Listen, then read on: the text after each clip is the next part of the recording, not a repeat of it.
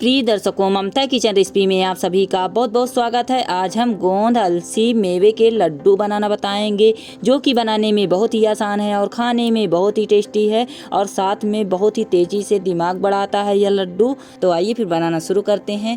तो सामग्री में हमने मखाना ले लिया है, गुड़ को हमने चाकू की सहायता से छोटे छोटे बारीक काट लिए हैं इस तरीके महीन, या आप ओखली में कूट सकते हैं। गरी को हमने छोटे पीस में काट लिया है।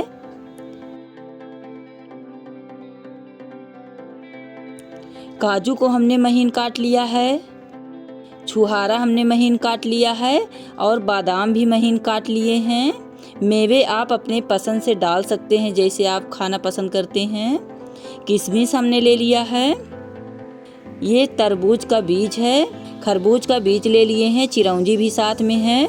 7-8 पिस्ता ले लिए हैं, महीन बारीक काट लेंगे। गेहूं का आटा ले लिए हैं। ये अलसी है, इसे अलसी बोला जाता है और ये हमारे कमर दर्द के लिए बहुत ही लाभदायक होता है। तो अलसी हमने ले लिया है और सौंठ को हमने ओखली में कूट लिया है। और ये गोंद है। थोड़ा पोस्ता का दाना ले लिए हैं, करीब 25 ग्राम है। और हमने ये देसी घी ले लिया है। तो सभी सामग्री रेडी है।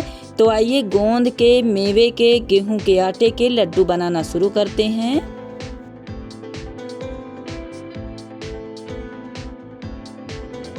तो इंडक्शन पे हमने कढ़ाई रख दिया है। तो सबसे पहले हम अलसी भूनेंगे। थोड़ा अलसी हम बचा लेते हैं, पूरा नहीं भूनेंगे। तो इतना हम अलसी रख लेते हैं और इसे बढ़िया से भून लेते हैं। अलसी बढ़िया से भुन गई है, चटकने लगी है और बहुत बढ़िया खुशबू आ रही है। तो इसे हम थाली में निकाल लेते हैं। अब हम कढ़ाई में 1 बड़ा चम्मच देसी घी डालेंगे।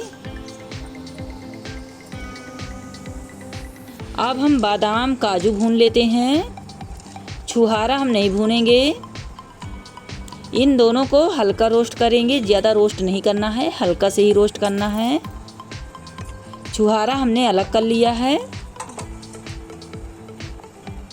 और इसी में हम चिरौंजी और खरबूज का बीज डाल देते हैं। और किशमिश भी नहीं भूनेंगे, इसलिए कि किशमिश छुहारा भूनने से स्वाद बेकार लगने लगता, अच्छा स्वाद नहीं आता, इसलिए किशमिश और छुहारा नहीं भूनेंगे। बादाम, काजू, चिरौंजी, खरबूज का बीज अच्छी तरीके रोस्ट हो गया है, ये देखिए। तो इसे हम थाली में निकाल लेते हैं। हल्का से ही रोस्ट किए हैं, ज़्यादा रोस्ट नहीं करे हैं। तो हमने बड़ी थाली ले लिया है। अब इसमें हम छुहारा डालेंगे, किशमिश भी डाल देते हैं। छुहारा किशमिश के ऊपर हम रोस्ट किया हुआ काजू, बादाम, चिरौंजी, खरबूज का बीज डाल देते हैं। अब हम वही कढ़ाई में 1 छोटा चम्मच देसी घी और डालेंगे। अब हम मखाना रोस्ट करेंगे।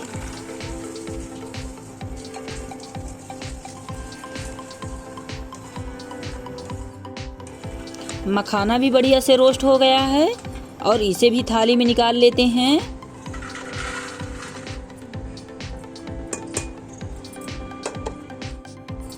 अब हम कढ़ाई में 2 बड़े चम्मच देसी घी डालेंगे।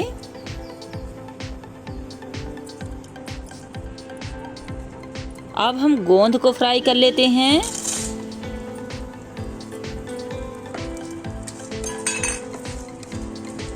और गोंद को हमें इतना फ्राई करना है कि जब तक ये बढ़िया फूल ना जाएं।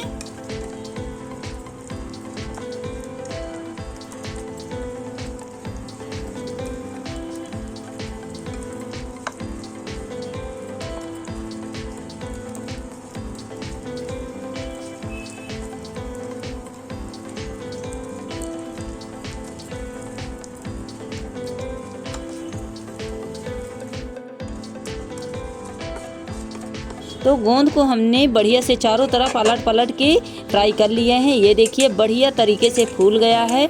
तो इसे भी हम अलग बर्तन में रख लेते हैं।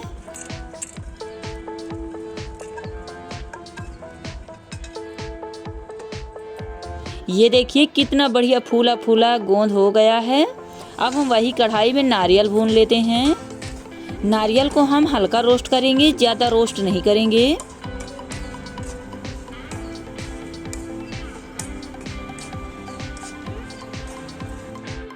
नारियल हल्का रोस्ट हो गया है, ये देखिए। अब इसे भी हम दूसरे बर्तन में निकाल लेते हैं। इन सभी चीज़ों को हम अलग अलग बर्तन में इसलिए रख रहे हैं कि अभी इसे हम मिक्सी जार में पीसेंगे। अब हम पोस्ता का दाना भून लेते हैं।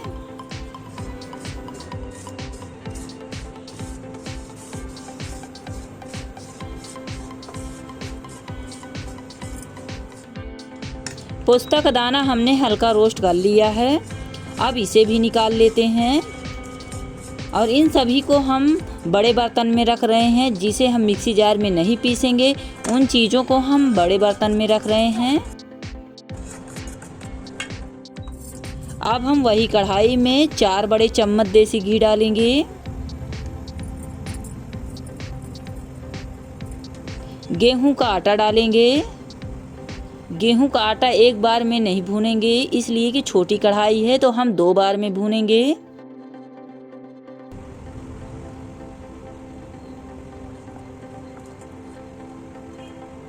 तो इतना आटा हम बाद में भूनेंगे और आटा को हमें इतना भूनना है कि जब तक सुनहरा कलर ना हो जाए, बढ़िया तरीके से खुशबू ना आने लगे आटा में से, तब तक हम आटा भूनेंगे। और इस तरीके कलछुल चलाते रहना है, नहीं तो नीचे जल जाएगा, ऊपर कच्चा रहेगा। ये देखिए कलर काफ़ी चेंज हो गया है, आटा सुनहरा कलर हो गया है और बहुत बढ़िया खुशबू आ रही है। और इसी तरीके हम पंजीरी बनाते हैं भगवान में चढ़ाने के लिए। तो आटा भुन गया है, बड़ी थाली में इसे भी निकाल लेते हैं।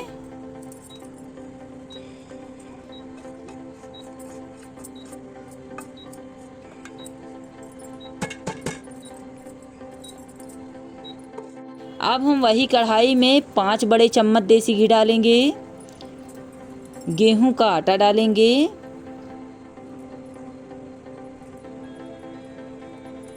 और इसे भी बढ़िया से भून लेते हैं। तो इसी तरीके हम देसी घी में आटा भूनकर भगवान जी में प्रसाद चढ़ाते हैं, कथा सुनते हैं पंजीरी बना के। आटा भुन गया है, सुनहरा कलर हो गया है। अब इसे भी हम बड़ी थाली में निकाल लेते हैं। अब हम भुना हुआ आटे में मेवे मिला देते हैं कलछुल की सहायता से। काफ़ी गर्म है आटा। अब हम मिक्सी जार में अलसी पीस लेते हैं। तो महीन नहीं पीसेंगे अलसी, दरदरा पीसेंगे। ये हमने अलसी पीस लिया है, दरदरा पीसे हैं, महीन नहीं पीसे हैं। तो भुना हुआ आटा में अलसी डाल देते हैं। पहले के ज़माने में लोग इसी तरीके लड्डू बनाते थे। गोंद, अलसी, गेहूं के आटे और गुड़ मिलाते थे। बहुत ही ताकतदार लड्डू रहता था, कोई बीमारी भी नहीं होती थी। तो इस तरीके हमने सभी अलसी पीस लिया है, ये देखिए।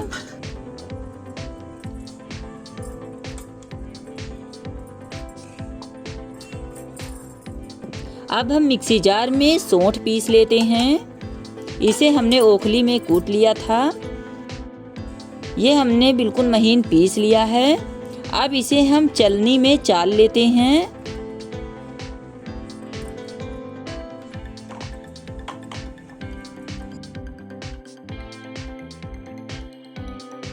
तो सौंठ को हमने बढ़िया से चाल लिया है, ये देखिए।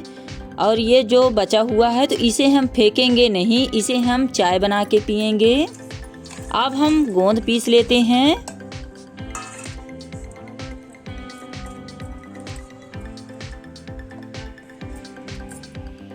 ये हमने गोंद भी बढ़िया से महीन पीस लिया है और इसी में हम नारियल डाल देते हैं।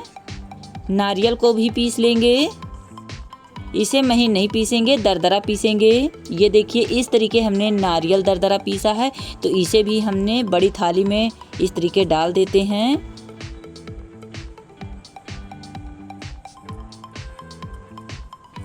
आप नारियल को छोटे पीस में काट कर भी लड्डू में डाल सकते हैं या पीस कर डाल सकते हैं, जैसे आपको पसंद हो उस तरीके लड्डू में डालिए नारियल। तो इस तरीके हमने दरदरा पीस कर गेहूं के आटे में डाल दिया।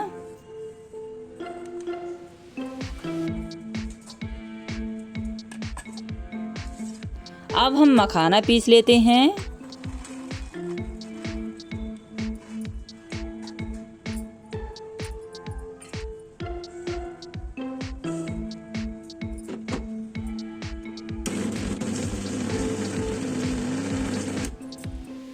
ये हमने मखाना भी पीस लिया, इसे भी थाली में डाल देते हैं। कुछ मखाने नहीं पीसे हुए हैं तो इसे हम मिक्सी जार में डाल देते हैं।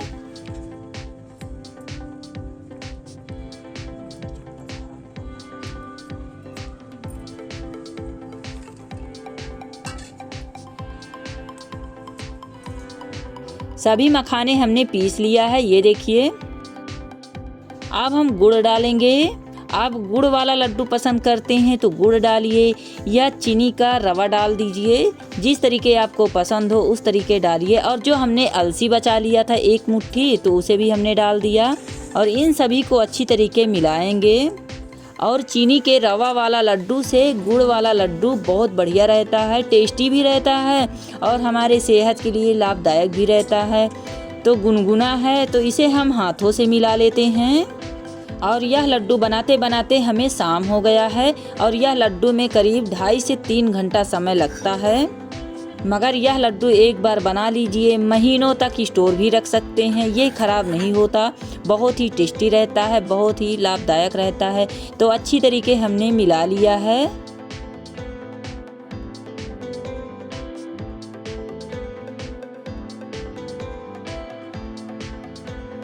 लड्डू अभी नहीं बन रहा है, ये देखिए।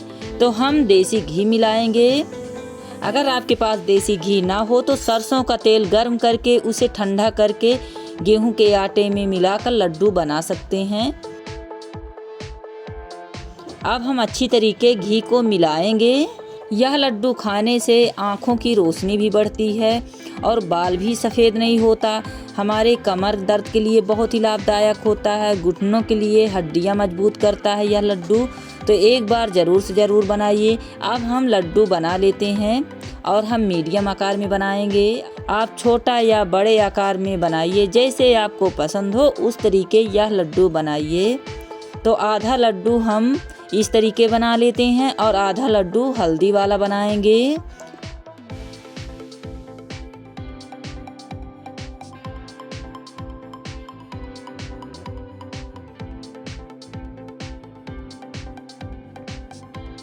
ये देखिए कितना आसानी से बन रहा है यह लड्डू।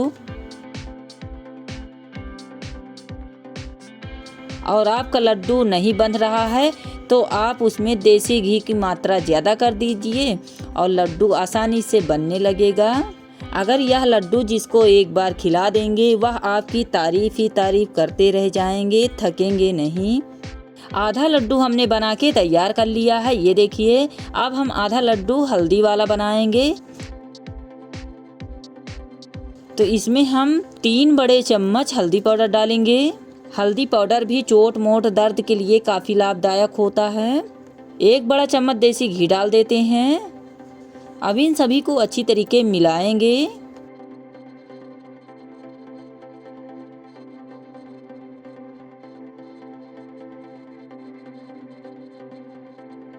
तो जिस तरीके आपको पसंद हो उस तरीके लड्डू बनाइए, या हल्दी वाला या बिना हल्दी के।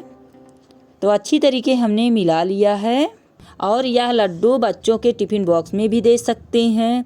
डेली 1 लड्डू बच्चों को सुबह के नाश्ते में इसे आप दे सकते हैं। बहुत ही ताकत बढ़ाएगा, दिमाग भी बढ़ाएगा। तो सभी लड्डू इस तरीके बना के तैयार कर लेते हैं। तो आज की गोंद की लड्डू की रेसिपी आप लोगों को पसंद आई हो तो लाइक कीजिए, शेयर कीजिए और हमारे चैनल को सब्सक्राइब कीजिए।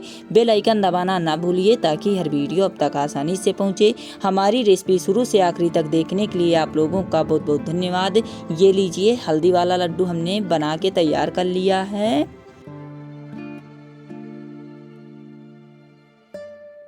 और ये बिना हल्दी वाला लड्डू है।